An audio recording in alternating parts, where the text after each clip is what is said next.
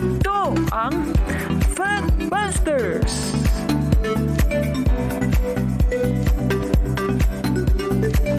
Sa puntong ito ng ating programa, kung hindi ka pa nakasubscribe, pakiclick po ng subscribe button at ang notification bell para updated po tayo sa ating mga susunod na videos. Kaya, let's go at simulan na natin!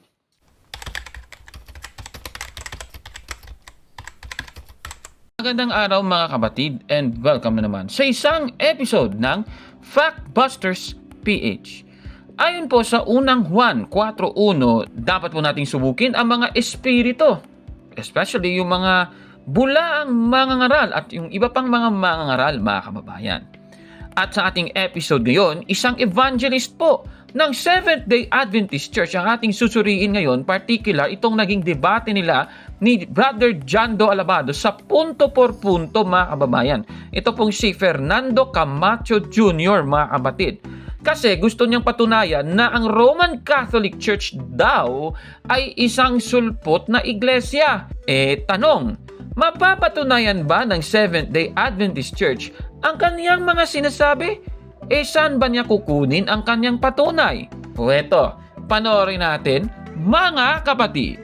Ipinipresenta ko sa inyo, walang ibang higit na makapagsasabi sa atin ng pinagmula ng tunay na iglesia, kundi tanging-tangi ang banal na kasulatan.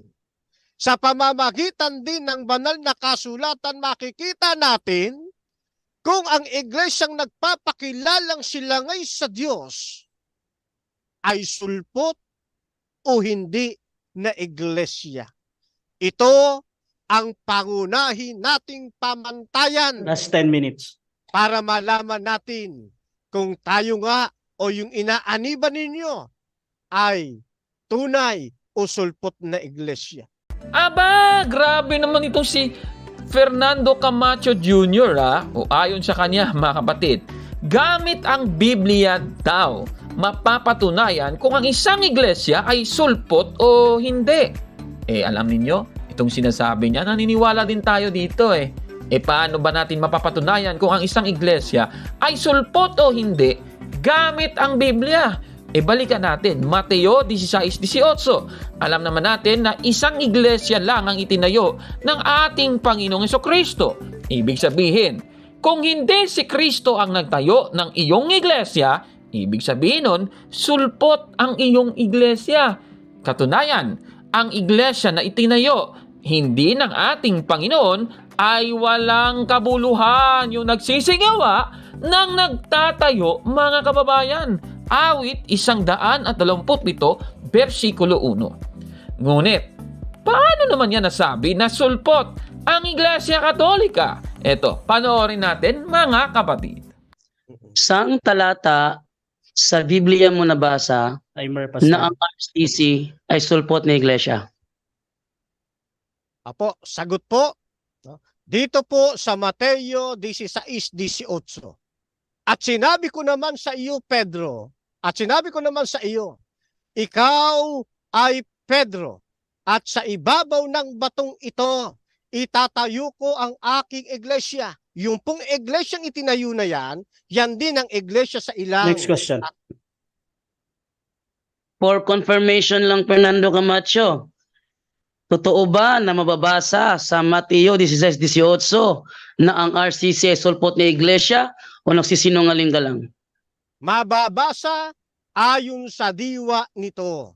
Ang sabi rito, ang iglesyang itinayo sa Matthew 16:18 ay yung ding iglesyang nabuwal na kung tawagin na iglesia sa ilang. Kung bakit kayo napasama rito? Sapagkat ang doktrina ninyo, kayo'y nagsimula sa bagong tipan. Next question. Kaya maliwanag na sulpot. Next. Grabe naman talaga itong si Fernando Camacho Jr. Ayon sa kanya, mga kababayan, gamit daw ang Mateo 16:18, mapapatunayan daw na ang Iglesia Katolika ay sulpot na iglesia di umano. Sabi din niya, yung salitang itinayo doon sa Mateo 16:18, ibig sabihin daw doon, itinayo ang iglesia mula daw sa pagkakabuwal ng iglesia sa ilang. Tanong, totoo ba lahat ng kanyang mga sinasabi? Suriin nga natin yan, mga kababayan. Sa Mateo 16:18, yung itatayo, iyan daw ay yung natumba o nabuwal na iglesia sa ilang ayon sa Gawa 7:38, mga kababayan. Tanong, paano ba niya mapapatunayan ito? Base sa kanyang argumento, ano ba yung kanyang matibay daw na ebidensya? Ito, panoorin natin, mga kapatid. Na yung kahulugan ng itatayo ay tumutukoy doon sa to restore, to rebuild, repair. Hindi raw.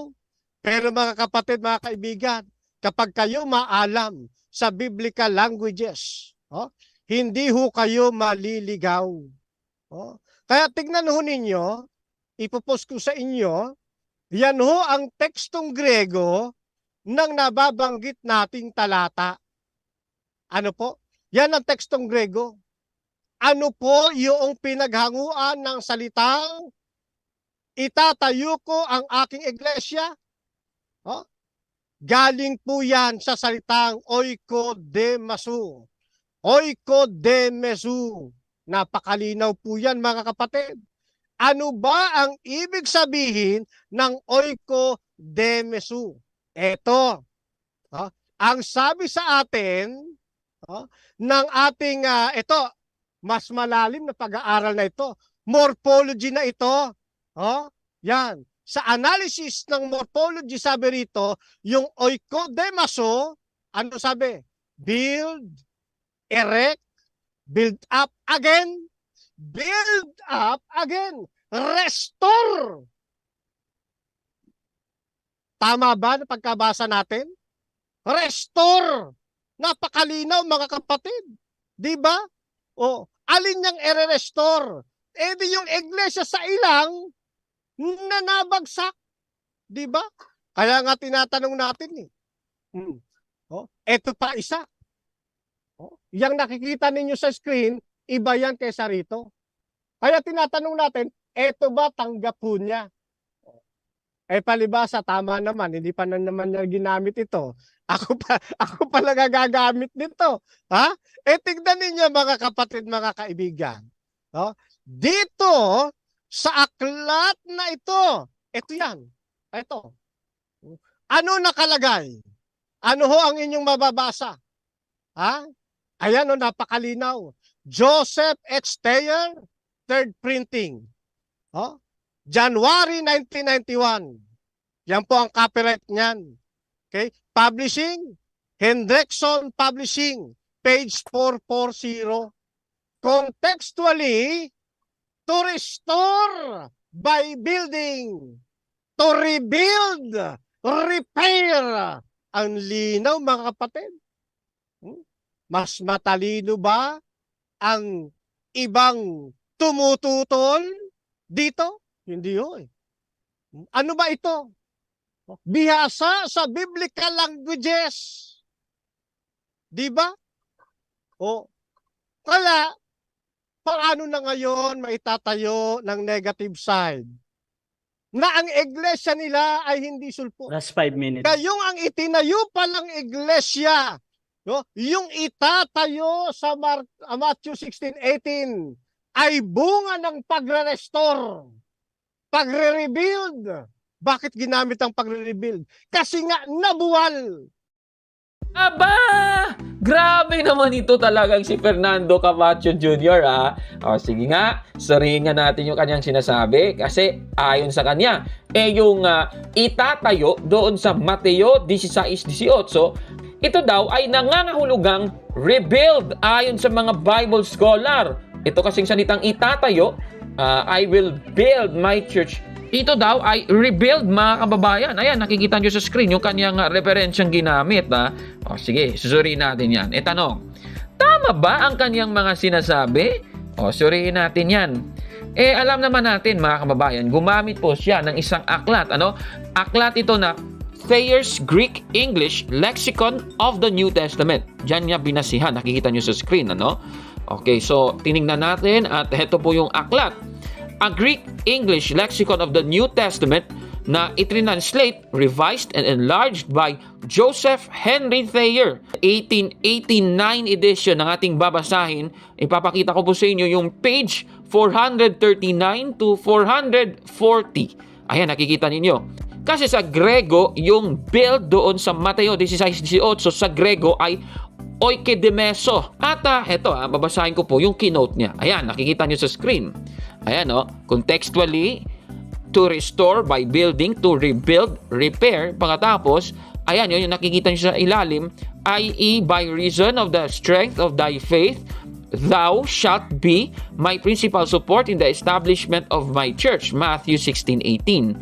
Pero alam ninyo mga kababayan, kasi talaga sa aklat mga kababayan, meron po siyang iniwasan. Ayan, nakikita nyo sa screen.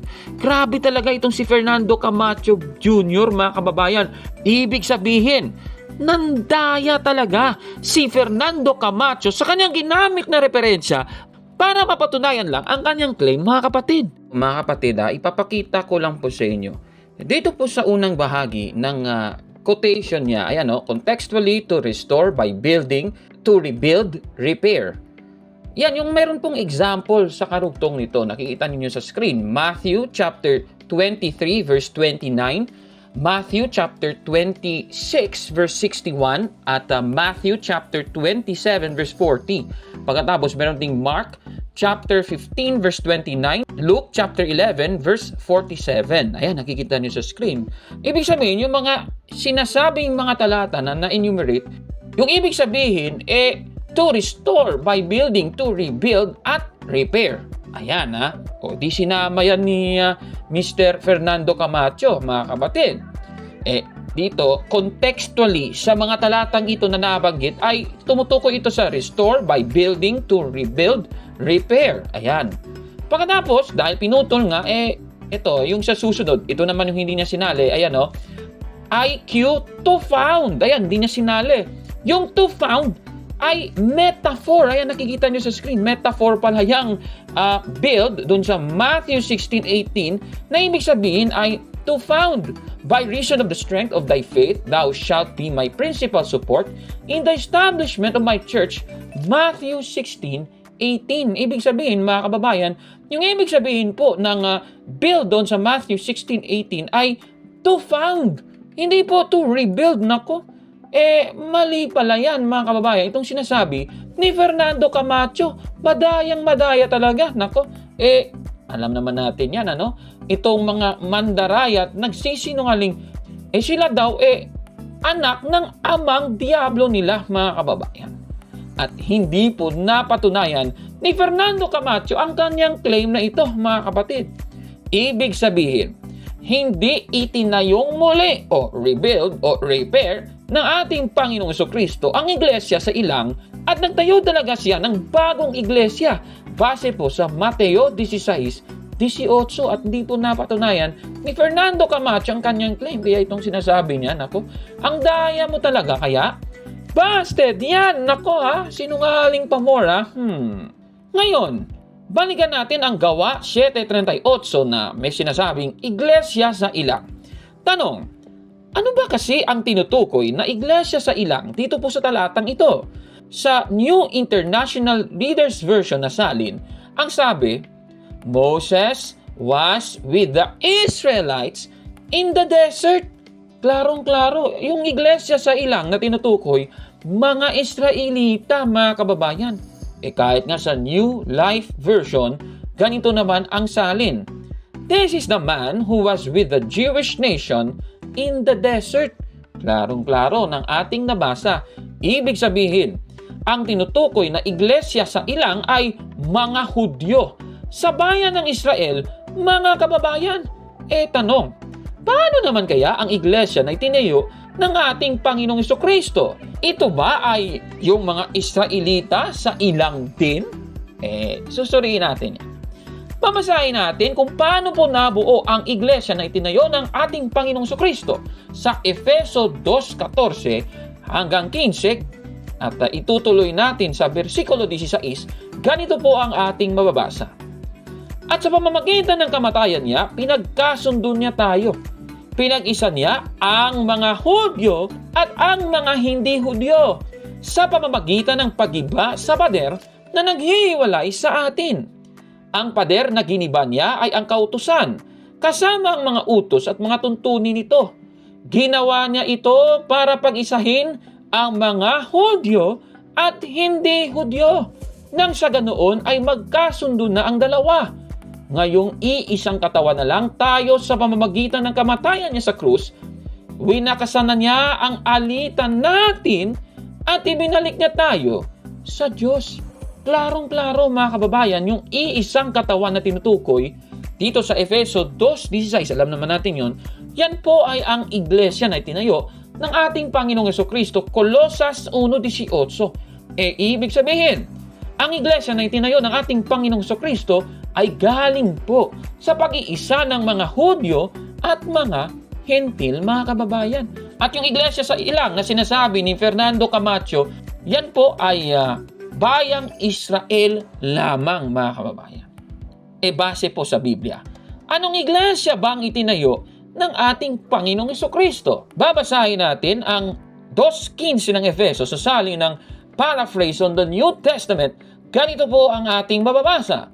Palibhasa ay tao sa karaniwang kalikasan ng tao at nag-aalok ng kanyang katawan na isang alay para sa mga kasalanan ng lahat. Inalis niya ang batas ni Moises na naglalaman ng mga ordinansang seremonyal, tipikal at pampolitika na may matinding parusa, at ginagawa tayong lahat na isang iglesia katolika nagkakaisa sa kanyang sarili, ang ulo. Klarong-klaro, ibig sabihin, ang nabuong iglesia po na naging iisang katawan, yan po ang iglesia katolika na siyang itinayo ng ating Panginoong Hesukristo, mga kababayan. At mula dito, hindi po isang iglesyang sulpot ang iglesia katolika, mga kababayan. Klarong-klaro po sa ating mga natalakay ngayon, mga kababayan. Paano kung hindi po ang ating Panginoong Jesucristo ang nagtayo ng iyong iglesia? Ayon sa Biblia, malibang itayo ng Panginoon ng bahay, walang kabuluhang nagsisigawa ang nagtatayo, mga kababayan.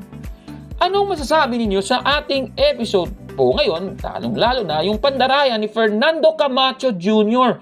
Comment down below, mga kababayan. At kung like mo ang video na ito, paki-smash ng like button at mag-subscribe sa ating YouTube channel, Factbusters PH. Kaya, huwag maniwala sa sabi-sabi. I-check mo na kung fact nga talaga. Hanggang sa susunod na episode, ako po si Caborno. At ito ang Factbusters. Naku, huling-huli na naman ang panluloko ni Fernando Camacho, mga kababayan. Magandang araw sa lahat nating mga kapatid na nanonood sa YouTube. I take this opportunity to encourage everyone to watch the Factbusters videos or YouTube videos which are brought to us freely to keep us educated in our Catholic faith, and these videos help us to become mature Catholic Christians in proclaiming and defending our precious faith. So, inaanyayahan ko kayong lahat na palaging magsubaybay sa mga videos ng ating mga kapatid na gumagawa nitong Factbusters videos. On my part, I would like to read from 1 Peter chapter 3 verses 14 to 17 na sinasabi, "But even if you should suffer for what is right, you are blessed. Do not fear what they fear. Do not be frightened." Verse 15, "But in your hearts, set apart Christ as Lord. Always be prepared to give an answer to everyone who asks you to give the reason for the hope that you have. But do this with gentleness and respect." It says here, be always prepared to give an answer. The Greek word here is apologia. So this is apologetics. keeping a clear conscience, so that those who speak maliciously against your good behavior in Christ may be ashamed of their slander. It is better, if it is God's will, to suffer for doing good than for doing evil. So, magandang araw sa inyong lahat. May God bless us all.